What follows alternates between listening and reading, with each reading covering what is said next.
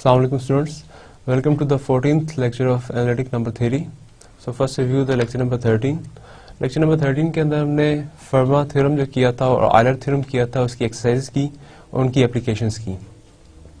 उसके बाद हमने पॉलिनोमियल कंग्रेसेस की डेफिनेशन देखी और देखा कि मॉड पी के अंदर इनकी क्या स्पेशल कैरेक्टरिस्टिक है और फिर उसकी बेस के ऊपर हमने एक लेग्रांज थ्योरम प्रूव किया जो कि बताता था कि एक पॉलिनोमियल कंग्रेस अगर हम मॉड पी के अंदर कंसिडर करें तो उसके मैक्सिमम सॉल्यूशंस कितने हो सकते हैं. आज का हमारा टॉपिक स्टार्ट होता है ऑर्डर ऑफ एन इंटीजर से. सो पहले डेफिनेशन को रिव्यू करते हैं और देखते हैं कि ऑर्डर ऑफ एन इंटीजर का क्या मतलब है. Let m be a positive integer and suppose that a and m are relatively prime. So आपने एक m फिक्स कर लिया एक इंटीजर और a उसे कोई भी रिलेटिवली प्राइम इंटीजर चूज करें. The order of a modulo m denoted by order of a is the smallest positive integer such that a raised to power h is congruent to 1 mod m. So हमारे पास m कोई भी एक number है से उसको 5 ले लेते हैं और a आपने ऐसा चूज करना है जो कि 5 के साथ जिसका GCD 1 हो. सो मैं चूज कर लेता हूँ 2 और 5 का GCD 1 है. देन मैंने 2 की एक ऐसी पावर फाइंड करनी है सच दैट कि वो congruent टू 1 मॉड 5 आ जाए और इस पावर के ऊपर एक ही रिस्ट्रिक्शन है कि ये सबसे छोटी पॉजिटिव इंटीजर होना चाहिए. तो अगर वो सबसे छोटा पॉजिटिव इंटीजर हम निकाल सकते हैं तो वो 2 का ऑर्डर कहलाएगा. मिसाल के तौर पे हम 2 की पावर को कैलकुलेट करते हैं. सो 2 की power 1 is congruent to 2 mod 5. 2 square is congruent to 4 mod 5. 2 cube is congruent to 8 mod 5 और 8 को हम मजीद रिड्यूस कर सकते हैं तो 2 cube is congruent to 3 mod 5. Then 2 raised to power 4 is congruent to 2 raised to power 4 is 16 और उसको मैं डायरेक्टली कर देता हूँ कि 16 इज congruent टू 1 मॉड 5. तो मैं 2 की पावर 1 भी कैलकुलेट की, 2 स्क्वायर भी कैलकुलेट किया, 2 3 और 2 4. तो सबसे छोटी पावर जो पॉजिटिव है क्योंकि इसे पीछे पॉजिटिव इंटीजर्स कोई नहीं पड़े हुए तो सबसे छोटा पॉजिटिव इंटीजर 1 है. तो मैंने 1 से शुरू किया और कंसेक्टिवली चलता गया. जो सबसे पहली पावर आई है जिसकी पावर लेने से इसका आंसर congruent टू 1 मॉड 5 आ रहा है वो कहलाएगी कि ये इसकी ऑर्डर है. So the order of 2 is 4 modulo 5. अब 4 के अलावा भी और बहुत सारे नंबर्स हो सकते हैं जो कि आपको पावर उसकी एग्जैक्टली congruent टू 1 मॉड 5 दे देंगे. मिसाल के तौर पे 2 raised to power 8 को मैं इस तरह लिख सकता हूँ 2 raised to power 4 and square. क्योंकि 2 raised to power 4 congruent है 1 के तो ये आ जाएगा congruent 1 स्क्वायर मॉड 5. तो इधर से ये निकल रहा है कि 2 8 इज congruent टू 1 मॉड 5. तो एटलीस्ट मेरे पास दो नंबर है, यहाँ 4 भी है, यहाँ 8 भी लग सकता है और भी बहुत सारे नंबर लग सकते हैं. तो जितने भी नंबर पॉसिबल चॉइसेस हैं हमारे पास उनके अंदर से जो सबसे छोटा नंबर आएगा उसको मैं कहूंगा कि ये 2 की पावर 2 का ऑर्डर कहलाएगा कि 2 की पावर लेने से ये congruent to 1 mod some number आ जाता है. सो पहली ऑब्जर्वेशन जो इसके मुताबिक हम ये ले सकते हैं कि order is dependent on the modulo. जो भी आपके पास m की वैल्यू है ऑर्डर उसके ऊपर डिपेंड करेगा. आप अगर 2 का ऑर्डर कैलकुलेट करना चाहते हैं congruent टू 1 मॉड 5 तो ऑर्डर कोई और होगा. 2 का ऑर्डर अगर आप मॉड 7 कंसिडर करना चाहते हैं तो वो और होगा क्योंकि 2 की जो पावर रेस करने से जिसका congruent टू 1 मॉड 7 आंसर वो जरूरी नहीं है कि 2 की पावर रेस करने से congruent टू मॉड 5 भी आंसर आए. अब हम देखते हैं कि जो ऑर्डर है इसका आयलर फी फंक्शन से क्या रिलेशन है. सो relation of order with Euler phi function. हमें बाय आयलर थ्योरम ये पता है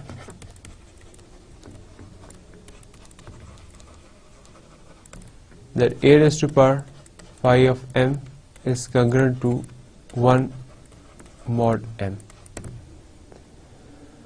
ये हमने प्रूफ किया था लास्ट लेक्चर के अंदर, इसकी एक्सरसाइज भी देखी है. अब हमने ऑर्डर को कहा कि is the least positive integer such that a raise to power, इसको मैं d से कह देता हूं कि d is congruent to 1 mod m where d is the order of a. अब d और m के अंदर, phi of m के अंदर क्या रिलेशन होगा? d जो है वो सबसे छोटा सा इंटीजर है जिसकी पावर रेस करने से congruent टू 1 mod आ जाता है। तो ये कोई एक और दूसरा इंटीजर है जिसकी पावर a के ऊपर रेस करने से congruent टू 1 mod m आ जाता है। तो d या तो इसके बराबर हो सकता है अगर ये सबसे छोटा हो जाएगा, और अगर ये सबसे छोटा नहीं है तो पावर जो है जो ऑर्डर है उसने सबसे छोटा होना है। तो इसका मतलब है कि इसके दरमियान ये रिलेशन होगा कि जो ऑर्डर होगा वो हमेशा लेस देन इक्वल टू होगा आयलर फी फंक्शन, यानी कि order of any integer is always less than equal to Euler phi function where a is considered in modulo m। ये हमने एक रिलेशन डिस्कस कर लिया जो कि बिटवीन है ऑर्डर ऑफ सम इंटीजर और जिस मॉडुलो के अंदर आप ऑर्डर देख रहे हैं उसके आयलर फी फंक्शन के अंदर। एक छोटी सी एग्जांपल देखते हैं। सो हमने लेट्स सपोज के 7m की वैल्यू ले लेते हैं, तो फाई ऑफ 7 इज 6। ये हमने लास्ट टाइम जिस तरह एग्जांपल्स की थी कि प्राइम के ऊपर वो वैल्यू जो है p-1 देता है आयलर फी फंक्शन। तो मैं इसके हिसाब से अगर 2 चूज करूं, 2 और 7 रिलेटिवली प्राइम है, तो मैं ये कह सकता हूं कि 2 का जो भी ऑर्डर होगा, order of 2, it should be less than equal to 6। Maximum मुझे जो चीजें चेक करनी है वो 6 तक चेक करनी है, जो 2 की पावर चेक करनी है वो 6 तक है। तो इस अपर बाउंड का एक फायदा है कि मुझे समहाउ पता है कि मेरा ऑर्डर जो है किस रेंज से लेके किस रेंज तक पड़ा हुआ है। तो मैंने पॉजिटिव इंटीजर्स के अंदर देखना है और मैक्सिमम लिमिट जो है वो ये वाला आपके पास आयलर फी फंक्शन उसके पास मैक्सिमम लिमिट दे देगा। अब हम फर्दर देखते हैं उसके कुछ ऑर्डर की प्रॉपर्टीज और देखते हैं कि इनका आपस में क्या रिलेशन है। Let m be a positive integer and suppose that a and m are relatively prime. पहली प्रॉपर्टी है कि अगर as congruent to 1 mod हो जाए if and only if order of a divide करेगा s को। तो अगर आपके पास कोई भी पावर है ऑर्डर के अलावा और वो congruent to 1 mod m हो रही है तो ऑर्डर यकीनी तौर पे उसको डिवाइड करेगा, क्योंकि phi of m भी एक ऐसा इंटीजर है जो a के ऊपर रेस किया जाए तो congruent to 1 mod m हो जाता है। इसका मतलब है कि ऑर्डर ऑफ a इसको भी डिवाइड करेगा। सेकंड ये है कि अगर ए एस और ए टी यानी ए की दो पावर्स आपस में कंग्रेंट हो जाती हैं तो उनकी पावर्स के अंदर क्या रिलेशन होगा? तो पावर्स जो है वो कंग्रेंट होगी मॉड ऑर्डर ऑफ ए के। अब पहले को फर्स्ट को प्रूव करते हैं। सो एज्यूम कर लेते हैं ये हमारे पास, क्योंकि इफ एंड ओनली हमने ये प्रूव करना है a S is congruent to 1 mod m if and only if order of a divide s. तो पहले इसको प्रूव करते हैं। पहले मैं इस चीज को प्रूव करता हूं कि if a raised to power s is congruent to 1 mod m then it should divide s, order of a should divide s. So suppose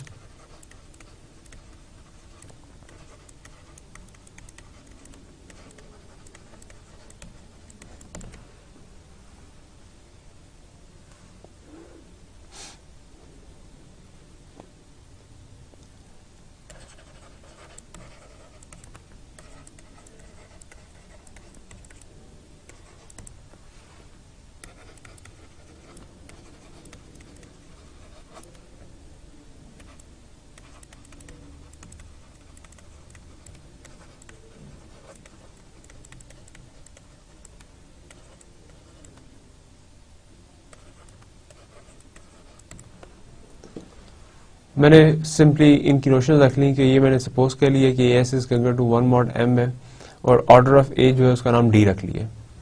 अब मैं इस एस के ऊपर और इस डी के ऊपर डिवीजन एल्गोरिथम अप्लाई करना चाहता हूँ।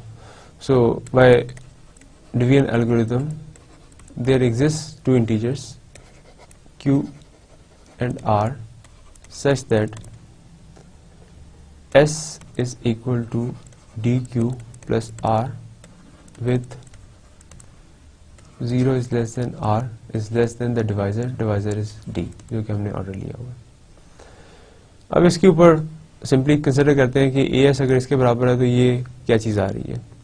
सो मैं s minus d q is equal to r लिख सकता हूँ और कंसिडर करता हूँ a raise to power are.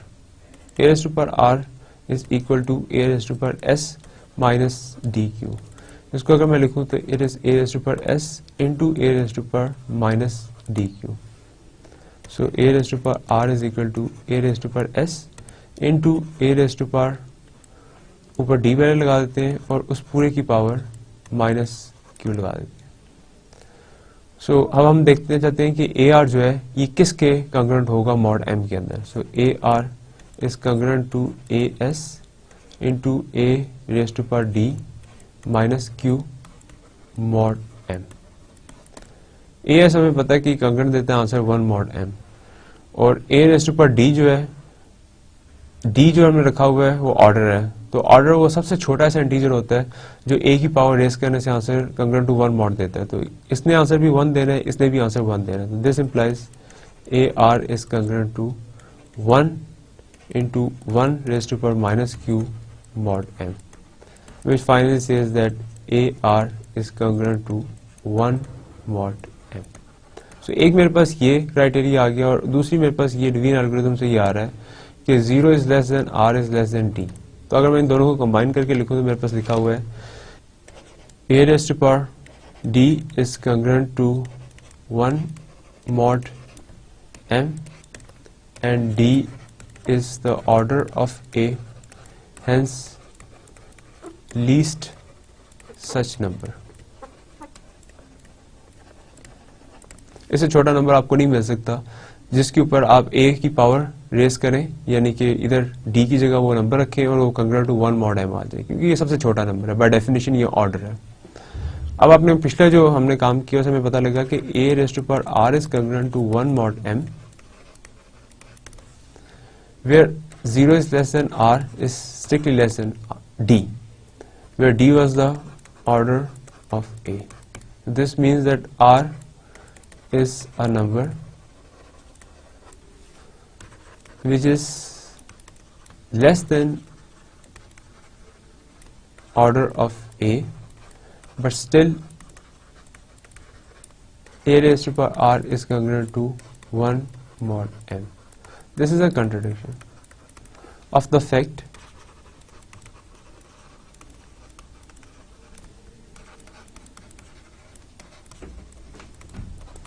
that D is the order of A. This implies कि R should be equal to 0.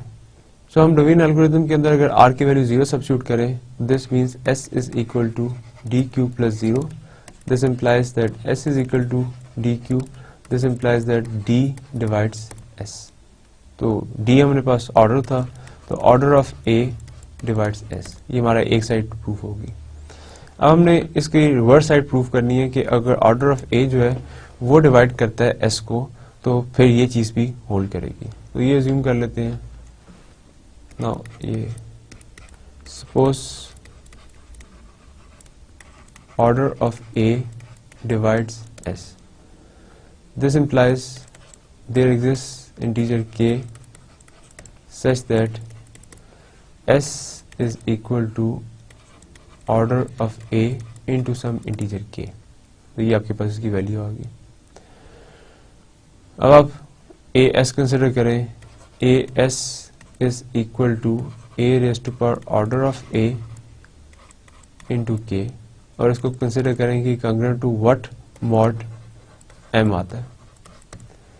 ये मुझे पता है कि ए को अगर उसके ऑर्डर के साथ कंसिडर करें तो कंग्रेंट आ जाएगा 1 मॉड एम के. तो इसको मैं अगर इधर सब्स्टिट्यूट करूं तो ये आ जाएगा 1 की power K. This implies that A S is congruent to 1 mod M. ये हमने प्रूफ करना था.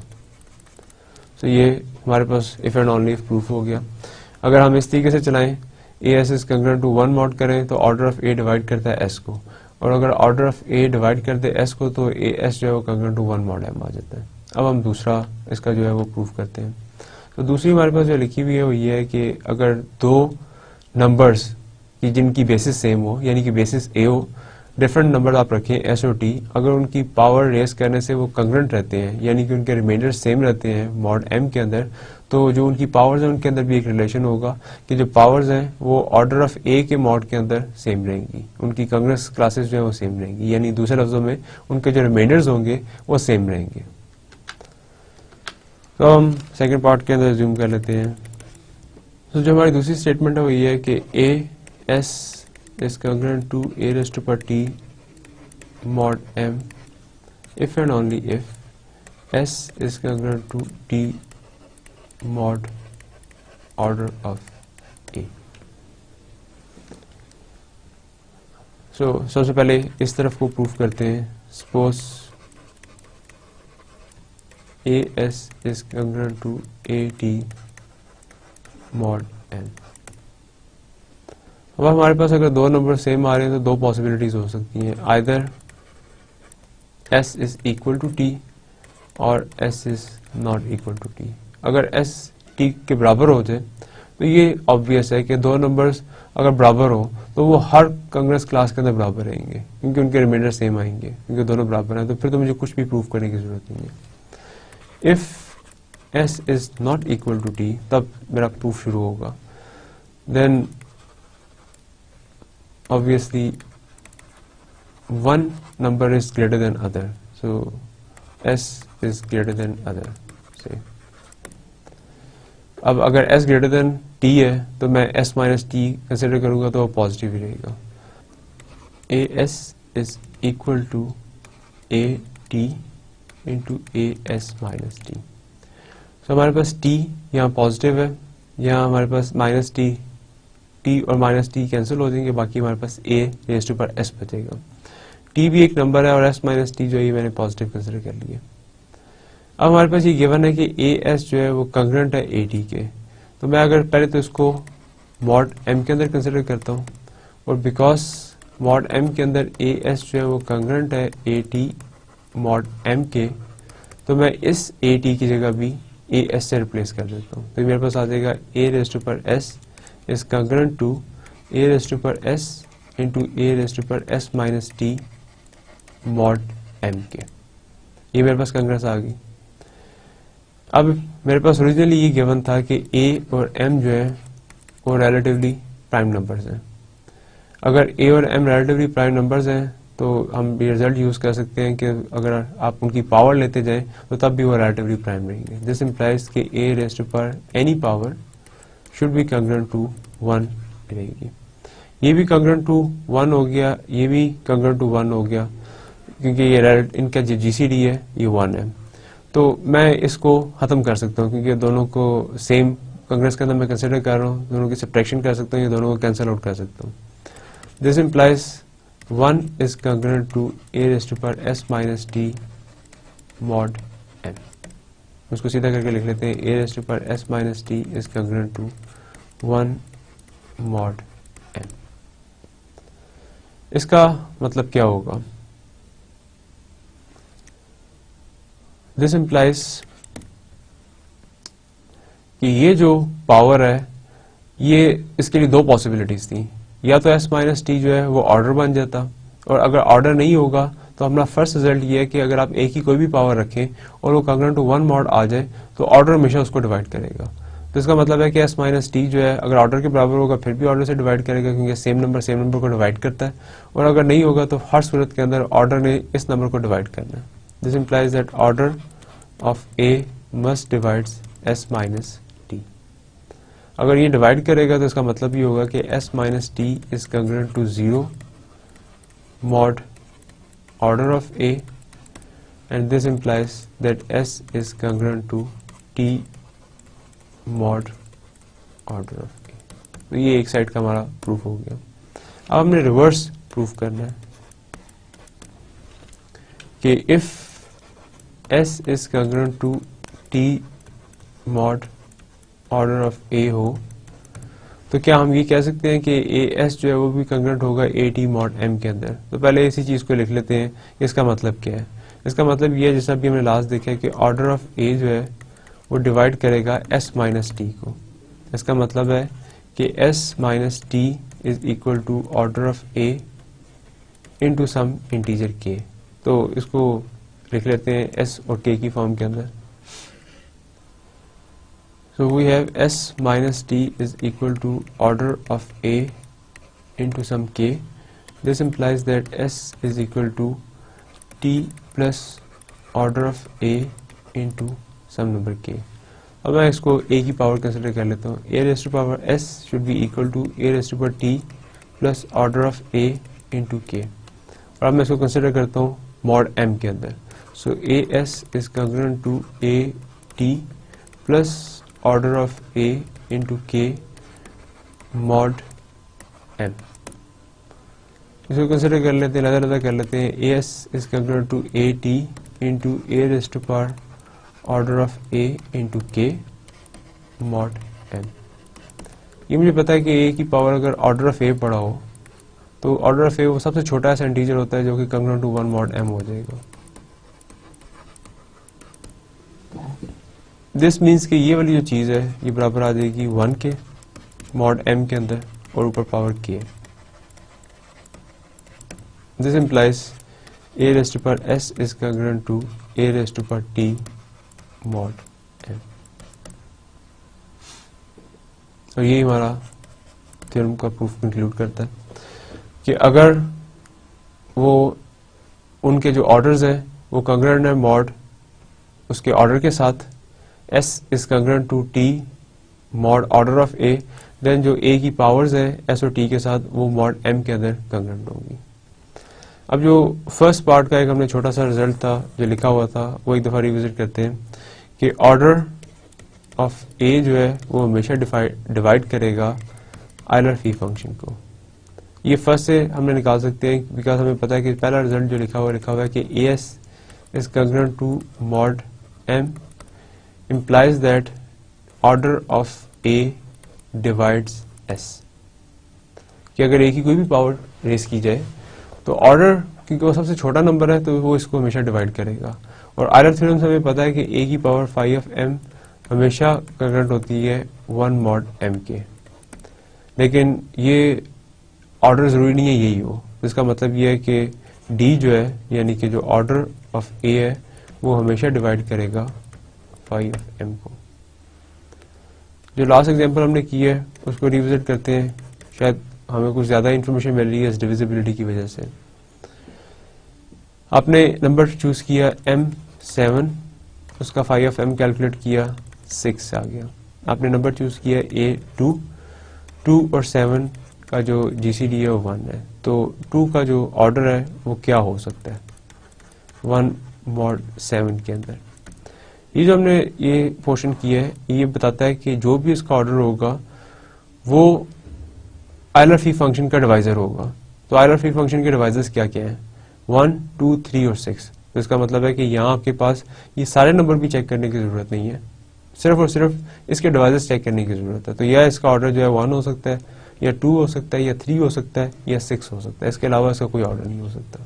तो ये ज्यादा हमने प्योरीफाई कर लिया कि अब हमारे पास बाउंड भी आ गई ऑर्डर्स के लिए कि ऑर्डर मैक्सिमम जो है वो 1 से लेके किस नंबर तक जा सकते हैं, और वो उनमें से भी कुछ होंगे, सारे के सारे नहीं, क्योंकि 1 से लेके अगर आप किसी नंबर तक जाते हैं तो बहुत सारे नंबर पड़े हुए हैं। लेकिन अगर इसी क्वेश्चन को इस तरीके से रिप्लेस कर दिया जाए कि 1 से लेके m तक जितने डिवाइसेस पड़े हुए हैं तो वो बहुत थोड़े पड़े हुए हैं, तो अब मुझे उनके अंदर से चूज करना है कि वो कौन कौन से हैं।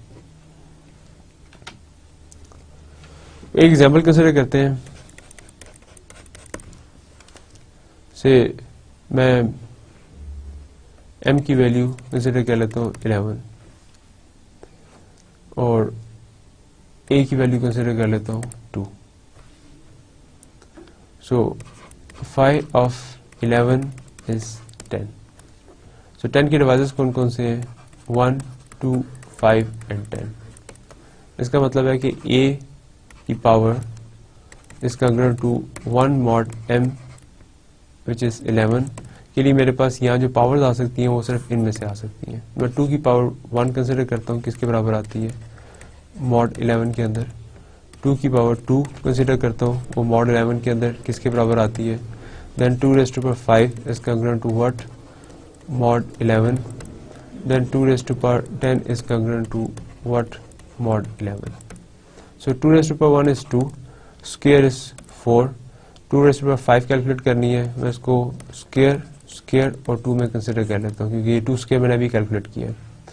तो ये मेरे पास आ रहा है 4 और ये आ रहा है 4, तो 4 इंटू 4 16, बाकी बचा 5, रिमाइंडर 11 के साथ से, क्योंकि अगर 16 को डिवाइड करें 11 से तो बाकी 5 आएगा, एंड 5 2 ज़ा 10, तो ये आपके पास 10 आ रहा है। इसका मतलब है कि इसको देखने साथ ही मैं बता सकता हूँ कि यही होगा, क्योंकि इन सब में से किसी एक के साथ भी आंसर कंग्रेंट टू 1 mod 11 नहीं आ रहा और टोटल ऑप्शन ये 4 ही हैं, तो यकीनी तौर पे इनके अंदर से ही आएगा। अब ये मैं 2 रेज़ टू पावर 10 को कंसिडर करता हूँ 2 इंटू 5 इंटू 2 इंटू 5, क्योंकि मैंने 5 कैलकुलेट किया है, तो ये 10 के बराबर है, ये भी 10 के बराबर है मॉड 11 के अंदर। मल्टीप्लाई करूंगा 100 आ जाएगा, और 100 मॉड 11 में किसके बराबर होगा, 11 9 ज़ा 99, बाकी रिमाइंडर 1 बचा। तो इसका मतलब है कि ऑर्डर ऑफ 2 मॉड 11 इज 10। अब हम देखना चाहते हैं कि अगर हमारे पास एक नंबर गिवन है, उसके ऑर्डर का हमें पता है, तो क्या हम उसकी पावर्स के ऑर्डर के बारे में भी कुछ पता लगा सकते हैं कि वो कैसे होंगे। तो पहला रिजल्ट सिर्फ ये बता रहा है कि अगर किसी भी एक एलिमेंट का ऑर्डर डी है, तो उसकी जो पावर्स का ऑर्डर आप कैलकुलेट करेंगे वो डी ओवर के इंटू डी, यानी कि जीसीडी ऑफ के और डी, इस तरीके से कैलकुलेट करेंगे। और अगर लिखा हुआ है कि ऑर्डर ऑफ ए जो है वो डी है और ई उसका कोई भी पॉजिटिव डिवाइजर है, तो जो डिवाइजर करने के बाद जो ऑर्डर बचेगा वो सिंपली ई होगा। तो पहले देखें फर्स्ट का जो प्रूफ है वो कैसे होगा। अज्यूम कर लेते हैं कि ऑर्डर ऑफ ए जो है वो डी के बराबर है। अब हमने ऑर्डर ऑफ ए के जो है वो कैलकुलेट करना है। So let A raise to power K की पावर को लगाते हैं J is congruent to 1 mod M आ रहा है, यानी कि ये नंबर था ए के, इसके ऑर्डर का मतलब क्या है कि इसकी एक ऐसी पावर जो कंग्रुएंट करें मैं मॉड एम के अंदर तो 1 के बराबर आनी चाहिए, या कंग्रुएंट टू 1 मॉड एम होनी चाहिए। मैंने इसकी एक पावर कंसिडर की जे और देखा कि वो कंग्रुएंट टू 1 मॉड एम आ रही है। अब मैं देखना चाहता हूँ कि ये जे ऑर्डर कब बनेगा। सो जे इज द ऑर्डर ऑफ ए के if j is the smallest such number। अगर j सबसे छोटा ऐसा नंबर है तो फिर हम कह सकते हैं कि j जो है वो इसकी पावर होगी। अब इसको मैं दोबारा लिखूं तो ये लिखा जाएगा a raise to power k into j, क्योंकि k और j आपस में मल्टीप्लाई हो जाएंगे, तो a की some power is congruent to 1 mod m आ रही है। और इधर हमने लिखा हुआ है कि ऑर्डर ऑफ ए जो है डी है, इसका मतलब है कि ए की पावर डी जो है वो भी कंग्रुएंट है 1 मॉड एम के, और क्योंकि डी जो है वो ऑर्डर था तो इसका मतलब है कि ये सबसे छोटा ऐसा इंटीजर है। तो ये कोई और इंटीजर है, मुझे नहीं पता ये सबसे छोटा है। इसका मतलब ये है कि पहली ऑब्जर्वेशन तो ये है फर्स्ट थ्योरम को यूज करते हुए कि डी शुड डिवाइड के इंटू जे, डी के इंटू जे को डिवाइड करेगा, या मैं इसको इस तरीके से लिख सकता हूँ कि के into J is multiple of D. Obviously हमें ये भी पता है that kj is also a multiple of k, क्योंकि ये सिंपली दो नंबर्स की मल्टीप्लिकेशन लिखी हुई है। तो अगर दो नंबर्स की मल्टीप्लिकेशन लिखी हुई है तो मैं इस मल्टीप्लिकेशन को कह सकता हूँ कि ये k का मल्टीपल है, कि ये नंबर k को किसी नंबर के साथ मल्टीप्लाई करने के बाद हासिल हुआ है। सो ये दो चीजें मेरे पास इधर तक आ गई कि kj is common multiple of d and k, और j के ऊपर हमने क्या रिस्ट्रिक्शन लगाई है कि j जो है वो हमारे पास इसका ऑर्डर होगा if j is the least such number. इसका मतलब है कि kj हमारे पास सबसे छोटा ऐसा नंबर आएगा जो d और k का मल्टीपल होगा। This means that kj is the least common multiple of d and k। सो मैं इसको रोशन दे देता हूँ कि d और k का जो लीस्ट कॉमन मल्टीपल है वो k j के बराबर है। अब हमने एक रिजल्ट किया था पहले कुछ लेक्चर्स के अंदर कि अगर हमारे पास दो नंबर्स हैं तो उनकी जो प्रोडक्ट है a इंटू बी वो बराबर होगी a और b के GCD और a और b के LCM से। तो अगर मैं कहूँ कि LCM को बाकी की टर्म्स में लिखें तो किस तरह लिखेंगे, a b LCM बराबर होगा product divided by GCD of those two numbers. तो मैं इधर ये a है और ये b है, तो इन दो नंबर्स का जो LCM है वो किसके बराबर होगा, इन दो नंबर्स की प्रोडक्ट KD ओवर इन दो नंबर्स का LCM, सॉरी इन दो नंबर्स का GCD is equal to k into j. के दोनों साइडों से कैंसिल हो जाएगा क्योंकि स्टिल भी एक इंटीजर रहेगा। d और k का जब आप ग्रेटेस्ट कॉमन डिवाइजर लेंगे तो ग्रेटेस्ट कॉमन डिवाइजर जो d को जरूर डिवाइड करेगा, तो ये जब कैंसिल होने के बाद जो नंबर आएगा वो इंटीजर ही होगा। This means j is equal to d over kd if j is the order of a raised to power k। ये हम प्रूफ करना चाहते थे। So this means कि order of a k is equal to j which is d over k d। So अगर मैं d की value put कर दूं तो it is order of a over k जो भी पावर ली है और उसका GCD ऑर्डर ऑफ a के साथ। ये हमारा रिजल्ट प्रूफ करता है। इसकी कुछ एग्जांपल्स देखते हैं। अभी हमने देखा है कि 2 की power 10 is congruent to 1 mod 11। तो मेरे पास a की वैल्यू 2 गिवन है, इसका जो ऑर्डर ऑफ a है दैट इज 10 और जो m की वैल्यू है वो 11 है। मैं लेट्स सपोज कैलकुलेट करना चाहता हूँ कि 8 का ऑर्डर क्या होगा इन मॉड 11। तो मैं 8 को इस तरीके से लिख सकता हूँ कि 8 is 2 raised to power 3, 2 square and then 2 cube is 8। तो अगर 8 का ऑर्डर देखना है तो मुझे बेसिकली 2 की पावर 3 का ऑर्डर देखना है। अगर a की वैल्यू 2 थी तो 2 की किसी पावर का ऑर्डर तो मुझे ऑलरेडी पता है। मैं सिंपली इसके ऊपर ये वाला फॉर्मूला अप्लाई कर देता हूँ कि order of 2 raised to power 3 should be equal to order of a over जो भी आपके पास नंबर है उसका ऑर्डर ऑफ a के साथ GCD। तो ऑर्डर ऑफ a आपने निकाला हुआ 10 है और नीचे 3 और 10 का GCD। 3 और 10 के अंदर कुछ भी कॉमन नहीं है, GCD आ जाएगा 1, तो आंसर आ गया 10। इसका मतलब है कि ऑर्डर ऑफ 8 मॉड्यूल 11 भी एग्जैक्टली 10 ही होगा, इसमें कोई फर्क नहीं पड़ेगा। इस तरीके से अगर मैं ये किसी तरीके से पता लगा लूं कि कौन कौन से नंबर्स को किसी एक नंबर की पावर के अंदर लिखा जा सकता है और उस एक नंबर का ऑर्डर कैलकुलेट कर लूं तो वो सारे नंबर्स जो भी उसकी पावर में लिखे जा सकते हैं उनका ऑर्डर ऑटोमेटिकली मेरे पास आ जाएगा इस फॉर्मूले से। तो ये ऑर्डर जो पावर्स के ऊपर है बड़ा पावरफुल है। आगे हम देखेंगे एक नोशन डिफाइन करेंगे प्रिमिटिव रूट्स की और देखेंगे कि किसी एक नंबर में एक कैपेसिटी होती है कि वो सारे नंबर जनरेट कर दे, यानी सारे नंबर्स को उसकी पावर्स में लिखा जा सके। तो अगर एक ही नंबर के अंदर ये कैपेसिटी है कि बाकी सारे के सारे नंबर्स उसकी पावर्स हैं तो इसका मतलब है कि उस एक नंबर का ऑर्डर कैलकुलेट करने का मतलब ये होगा कि मैंने सारे नंबर्स के ऑर्डर्स कैलकुलेट कर लिए। तो पहले इसका सेकंड पार्ट प्रूफ करते हैं और फिर देखते हैं कि हम इसको कैसे अप्लाई कर सकते हैं फर्दर। सेकंड पार्ट ऑब्वियस है, पहले अगर आप प्रूफ कर लें तो सिंपली एक डिवाइजर आपने चूज किया हुआ है, तो इधर सिर्फ आपने k की वैल्यू सब्स्टिट्यूट करनी है तो ये आपके पास आंसर आ जाएगा। तो मैं पहले एक दफा इसका सेकंड लिख लेता हूं। ऑर्डर ऑफ a d रखा हुआ है and e is any divisor of d, then order of a raised to power d by e should be e। ये हमने प्रूफ करना है, ये हमारी स्टेटमेंट है कि d कोई भी a का ऑर्डर है, e आपने इसका कोई भी डिवाइजर ढूंढा तो d by e जो बाकी नंबर बचेगा उसका ऑर्डर ये होगा। तो पहले इसको ज्यूम करते हैं प्रूफ करने के लिए। ज्यूम के order of a is d and e divides d, इसका मतलब है कि there exist an integer k such that d is equal to e into k।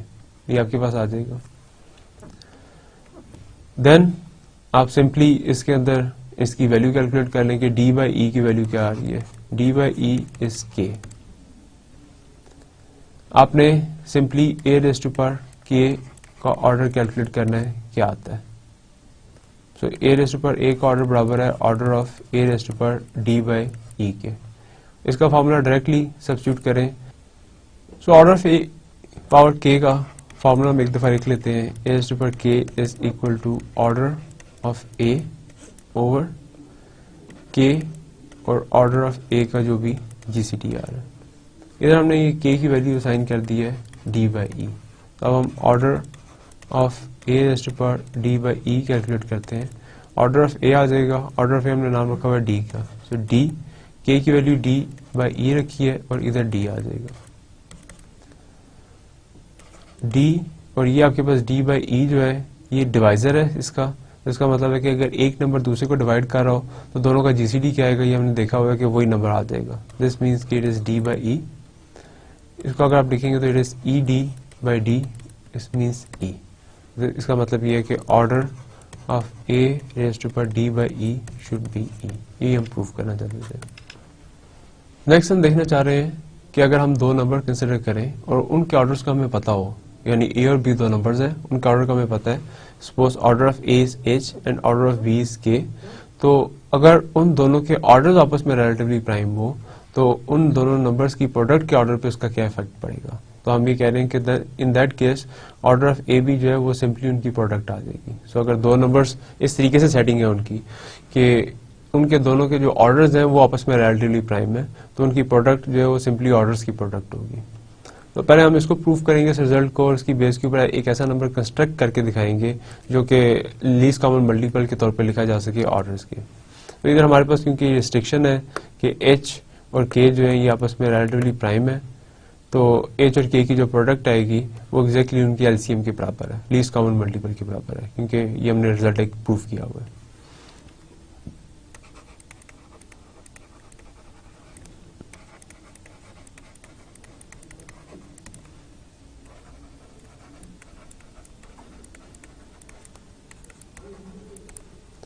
हमने इसी तरीके से ज्यूम कर लिया कि ऑर्डर ऑफ a जो है वो h है और ऑर्डर ऑफ b k है, यानी कि ये सबसे छोटे से इंटीजर्स हैं जो अगर a के ऊपर और b के ऊपर रिस्पेक्टिवली रेस किए जाएं तो वो कंग्रुएंट टू 1 मॉड m आ जाएंगे।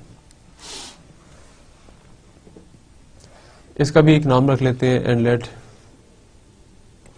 Order of a b is equal to से r। ये नंबर आ गए। हमने ये प्रूव करना है कि h और k की जो मल्टीप्लिकेशन है वो बराबर आएगी r के। ये बेसिकली हमारा रिजल्ट है। तो हमारा जो तरीकाकार है प्रूफ करने का वो ये है कि हम ये प्रूफ कर देंगे कि एक नंबर दूसरे को डिवाइड कर रहा है, यानी कि r जो है वो h और k को डिवाइड कर रहा है, और फिर h k जो है वो भी r को डिवाइड कर रहा है। तो पहले देखें कि फर्स्ट नंबर r जो है वो डिवाइड करता है h और k को या नहीं। तो मैं a और b कंसिडर करता हूँ, ए बी की पावर एच के, यानी कि जो प्रोडक्ट है वो ए बी की पावर रख लेता हूँ।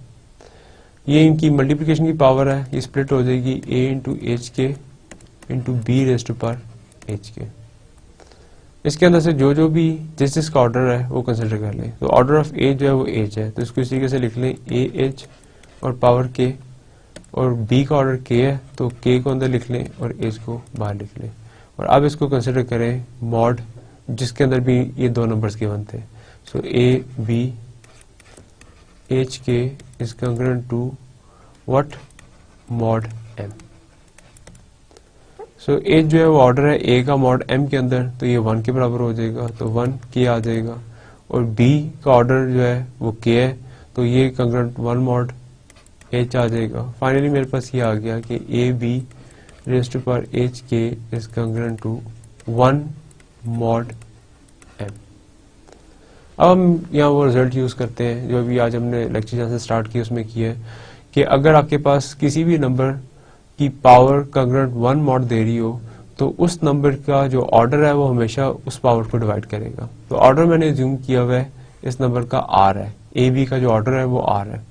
इसका मतलब ये है कि आर जो है वो यकीनी तौर पर डिवाइड करेगा एच और के को। तो एक मैंने ये रिजल्ट बना लिया, फिर इसको 1 कह लें। अब मैं रिवर्स प्रूफ करना चाहता हूँ कि एच और के जो है वो भी डिवाइड करेगा आर को। तो फाइनली ये मतलब होगा क्योंकि पॉजिटिव इंटीजर है तो एक ही ऑप्शन बचेगी कि आर जो है वो एच के बराबर है। फॉर अदर कंसिडर हमारे पास ए रेज टू पावर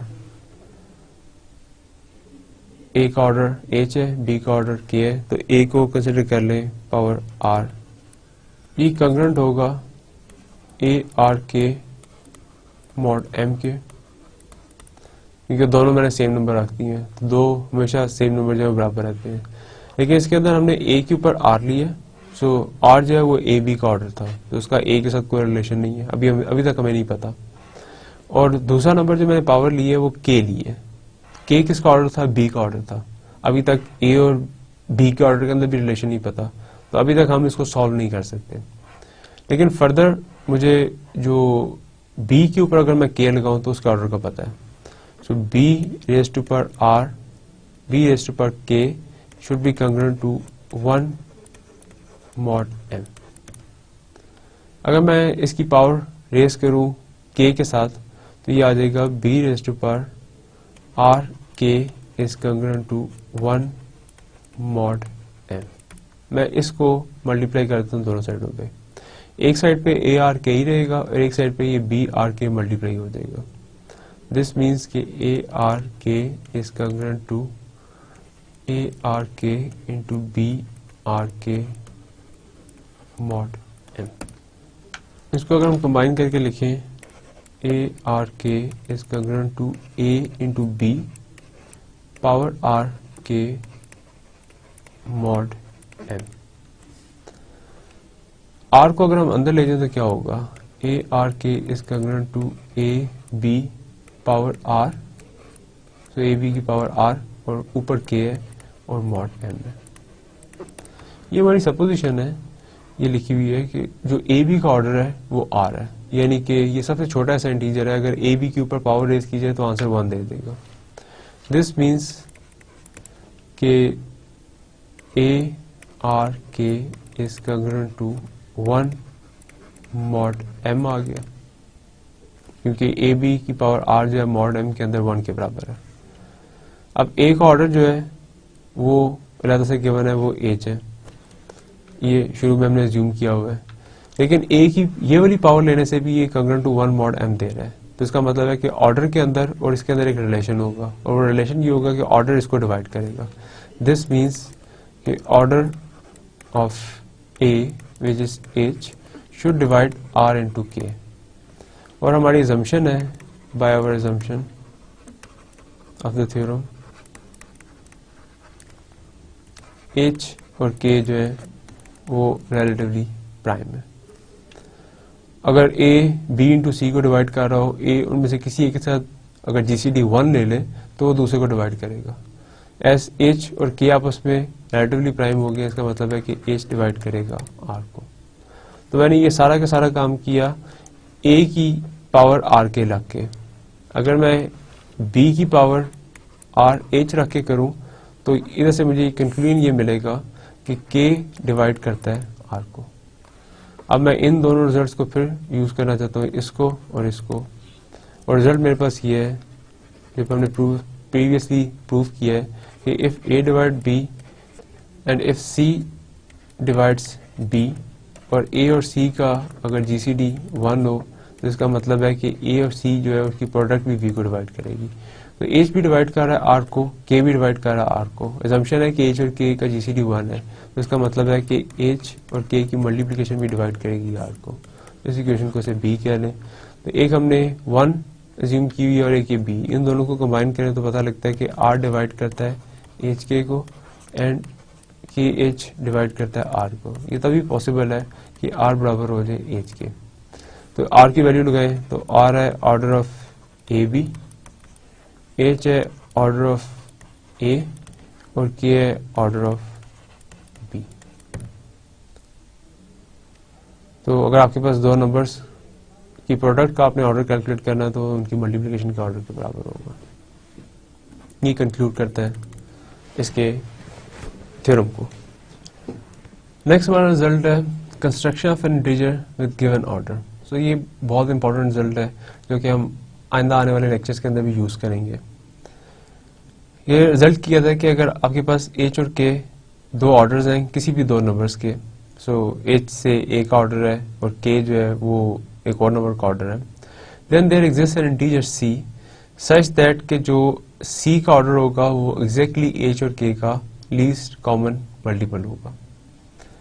अब ये इंपॉर्टेंट चीज है कि इसके अंदर हम सिर्फ ऑर्डर्स के ऊपर डिस्कशन नहीं कर रहे, बल्कि हम एक स्टेप फर्दर जा रहे हैं कि अब हम आपको वो एलिमेंट भी बना के दिखा सकते हैं सच दैट कि अगर आप इन दोनों नंबर्स का एलसीएम लें तो वो कौन सा नंबर होगा जिसका एग्जैक्टली वो ऑर्डर हो जाए, यानी उसके लिए वो सबसे छोटा ऐसा इंटीजर होगा जो पावर रेस करने से आंसर 1 देता है। सो इस रिजल्ट को पहले प्रूव करते हैं। Let order of A is equal to H and order of B is equal to K। अब हमने C एक ऐसा इंटीजर बनाना है जो जिसका ऑर्डर H और K का लीस्ट कॉमन मल्टीपल हो। सबसे पहले मैं H और K की प्राइमरी डिकम्पोजिशन लिख लेता हूँ। प्राइमरी डिकम्पोजिशन का मतलब फंडामेंटल थ्योरम ऑफ अरिथमेटिक्स, अगर आप एक मिनट के लिए अपने ज़हन में लेके आए तो फंडामेंटल थ्योरम ऑफ अरिथमेटिक्स ये कहता है कि आप कोई भी अगर एक इंटीजर चूज करेंगे तो उस इंटीजर को प्राइम नंबर्स की पावर्स के अंदर लिखा जा सकता है। अगर ऑर्डर ऑफ ए एक इंटीजर है तो इस इंटीजर को भी लिखा जा सकता है, अगर ऑर्डर ऑफ बी भी एक इंटीजर है तो इस इंटीजर को भी लिखा जा सकता है। So by fundamental theorem of arithmetics we can right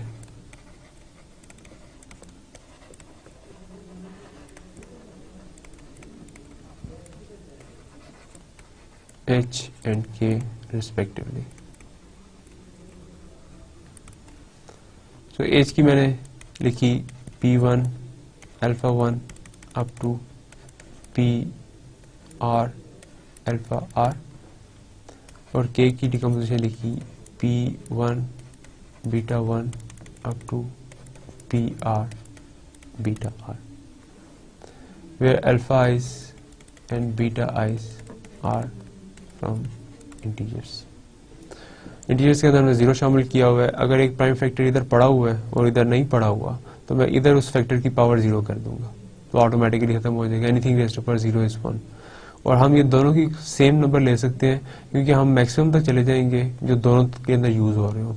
तो अगर वो वाले प्राइम्स इधर लिखे हुए हैं और इधर यूज नहीं हो रहे तो उन प्राइम्स के ऊपर 0 डाल देंगे, और वो वाले प्राइम्स जो इधर लिखे हुए हैं और उधर यूज नहीं हो रहे उनके ऊपर 0 डाल देंगे। तो इसलिए हम ये एज्यूम कर सकते हैं कि ये दोनों की जो लेंथ है ये आर आर है। अंदर वाले जो है वो ऑटोमेटिकली जब पावर 0 करेंगे तो वो 1 1 होते जाएंगे।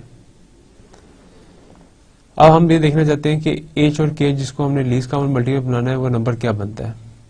तो एच और के का जो लीस्ट कॉमन मल्टीपल होगा वो क्या होगा। मैं इसी फॉर्म में डिकम्पोजिशन की फॉर्म में लिखता हूँ कि P1 into gamma 1 up to p r gamma r where gamma i is, क्योंकि हमने लीस्ट कॉमन मल्टीपल बनाना है तो ये प्राइम फैक्टर्स जो हैं ये सारे के सारे उनके अंदर रहने चाहिए। तो अगर से अल्फा 1 की पावर 2 है और बीटा 1 की पावर 1 है तो मल्टीपल अगर दोनों के अंदर चाहिए तो मुझे इन दोनों का मल्टीपल चाहिए। तो मैं ये चूज कर लूंगा कि it is maximum of alpha i and beta i. मिसाल के तौर पे इस पॉइंट को क्लियर करने के लिए एग्जांपल जरूरी है। से मैं एच एक नंबर लेता हूं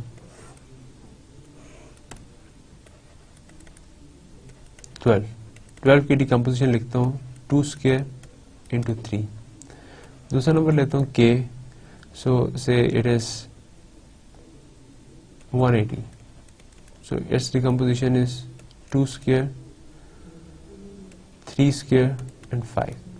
So 4 into 5 is 20 and 20 into 9 is 180।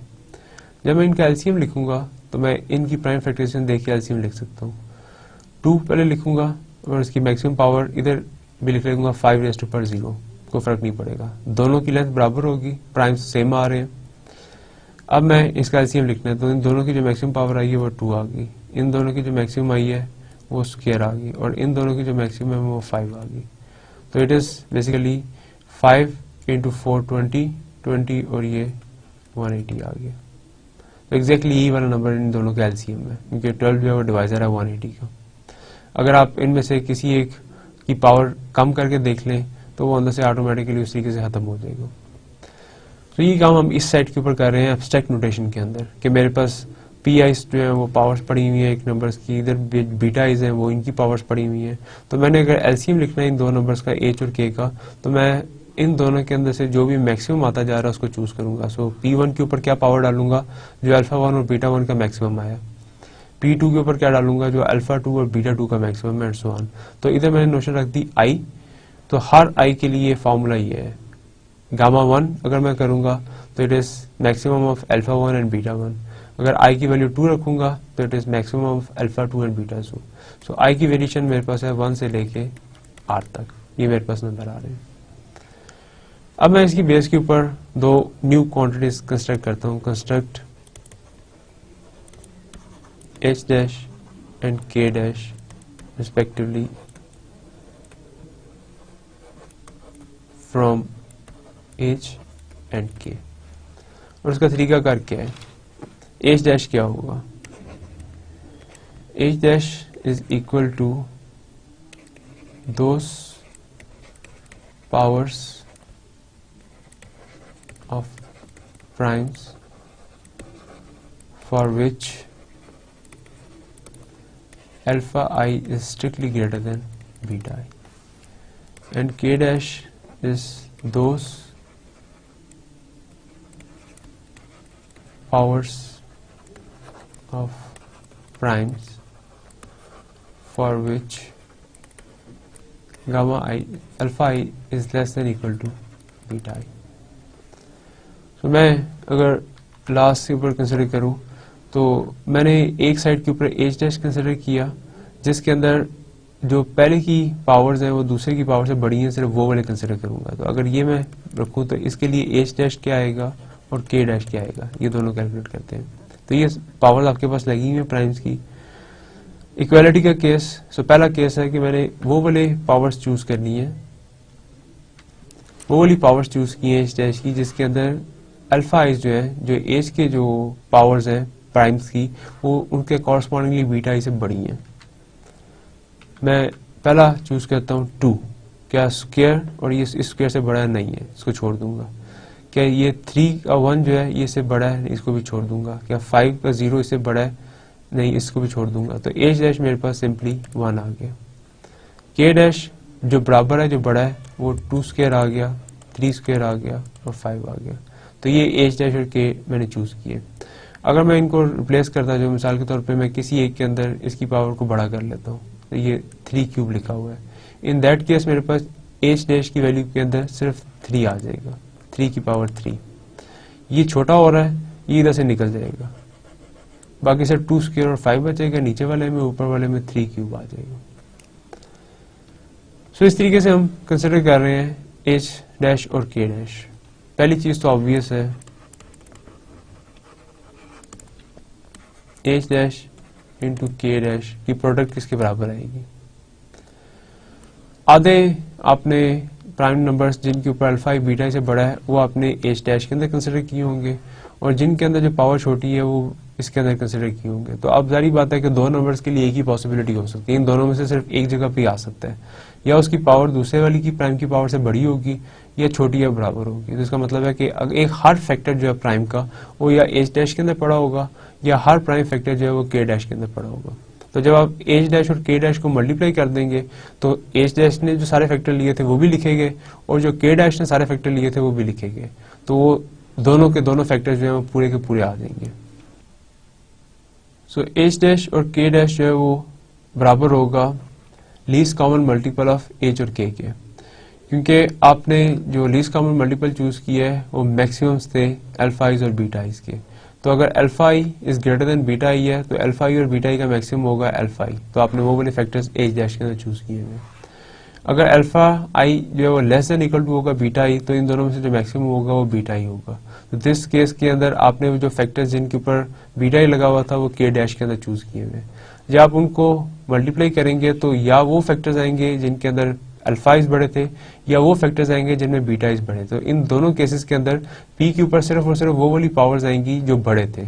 This means के जो मल्टीप्लिकेशन है वो आपको आंसर देगी एच और के का लीस्ट कॉमन मल्टीपल से उसका नाम एम रख लेते हैं, ये आपके पास आ जाएगा। अब हम कंस्ट्रक्ट करना चाहते हैं ए की और बी की बेस के ऊपर एक नंबर सी सच दैट के उसका ऑर्डर एग्जैक्टली एम हो. So for that consider a raised to power h by h dash. और हम ये देखना चाहते हैं कि what is the order of a h by h dash. इसका ऑर्डर क्या होगा. पहली चीज ये है कि ये एक इंटीजर होगा क्योंकि h पूरे का पूरा नंबर है और आपने h डैश उसका एक सब पोर्शन लिया है जिसके अंदर से अल्फा एच जो है वो बड़े हैं. तो या तो आप उनमें से कुछ फैक्टर्स चूज करेंगे या नहीं चूज करेंगे. तो अगर आप नहीं चूज करेंगे तो वो कम हो जाएंगे. इन दैट केस h डैश जो है वो छोटा हो जाएगा.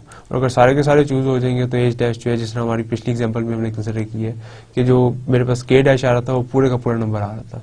तो यह मैक्सिमम वो सारे के सारे आ सकते हैं या उनमें से कोई एक कम हो जाएगा तो फिर ये नंबर छोटा हो जाएगा. डिविजिबिलिटी हमेशा रहेगी. ये एक इंटीजर है. अब क्वेश्चन ये है कि जो a रेज़ टू पर समथिंग लिखा हुआ है इसका ऑर्डर क्या है. Given that the order of a is h. ये हमने पहले से अज्यूम किया हुआ है कि ऑर्डर ऑफ a जो है उसका नाम हमने h रखा हुआ है. तो अगर ये मैं कंसिडर कर लूँ तो इसका ऑर्डर क्या होगा. तो अब वो थ्योरम अप्लाई कर सकते हैं कि अगर एक नंबर के ऑर्डर का पता है तो उसकी किसी भी पावर का ऑर्डर कैलकुलेट किया जा सकता है. तो इसका मतलब है कि order of a h by h dash calculate किया जा सकता है. It should be equal to order of a divided by ये जो आपने पावर ली है इसका GCD ऑर्डर ऑफ a के साथ.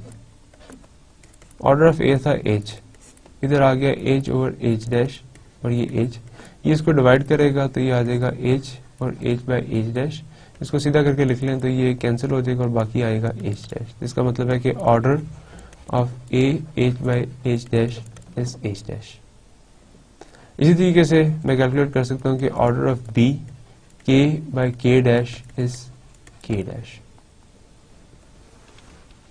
h डैश और k डैश आपने चूज ऐसे किए हैं कि इनके अंदर से कोई भी चीज कॉमन नहीं आ सकती क्योंकि अगर एक प्राइम फैक्टर लिखा हुआ है तो या उसकी पावर बीटा इससे बड़ी होगी या छोटी होगी. ये नहीं हो सकती कि वो बड़ी भी हो और छोटी भी हो. इसका मतलब है कि जो फैक्टर इधर चला जाएगा वो इधर नहीं होगा और जो इधर चला जाएगा वो उधर नहीं होगा. तो मैं ये कह सकता हूँ कि h डैश और k डैश जो है इनका GCD 1 है. दो एलिमेंट्स हैं, उनकी जो पावर्स हैं वो आपस में अपना GCD 1 रखती हैं. प्रीवियस थ्योरम ये कहता है कि जो उनकी प्रोडक्ट होगी h बाय h डैश की और b k by k dash की, उसका ऑर्डर जो है वो उन दोनों के ऑर्डर की मल्टीप्लिकेशन आ जाएगी. h डैश और k डैश आ गया और ये हमने नाम रखा हुआ LCM का. तो इसका मतलब है कि order of a by h by h dash and b k by k dash बराबर होगा h और k के LCM के, which is equal to m.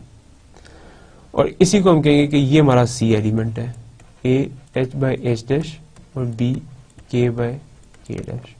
तो अगर हमारे पास दो ऑर्डर्स गिवन है तो अगर हम उनके एलिमेंट्स निकाल लें a और b के वो किन किन के ऑर्डर्स थे तो उनकी बेस के ऊपर हम एक ऐसा एलिमेंट बना सकते हैं जो कि एग्जैक्टली उन दो का लीस्ट कॉमन मल्टीपल होगा. इसके साथ ही हमारा थ्योरम ये कंक्लूड होता है. तो स्टूडेंट्स आज के लेक्चर का रिव्यू करते हैं. आज हमने क्या क्या देखा. द इम्पोर्टेंट नोशंस थी ऑर्डर ऑफ एन इंटीजर की. फिर हमने देखा कि रिलेशन क्या है ऑर्डर के अंदर और उसके बाकी नंबर्स के अंदर. Order of a power of integers क्या होती है. और फिर हमने कंस्ट्रक्शन की एक ऐसे इंटीजर की सच दैट कि अगर आपके पास एक गिवन ऑर्डर है तो वो एग्जैक्टली उस इंटीजर का ऑर्डर बन जाए. जो अभी हमने कंप्लीट किया है कि C वो नंबर होगा सच दैट कि अगर आपके पास दो ऑर्डर गिवन है h और k तो एग्जैक्टली LCM होगा उन दो का. Thank you very much.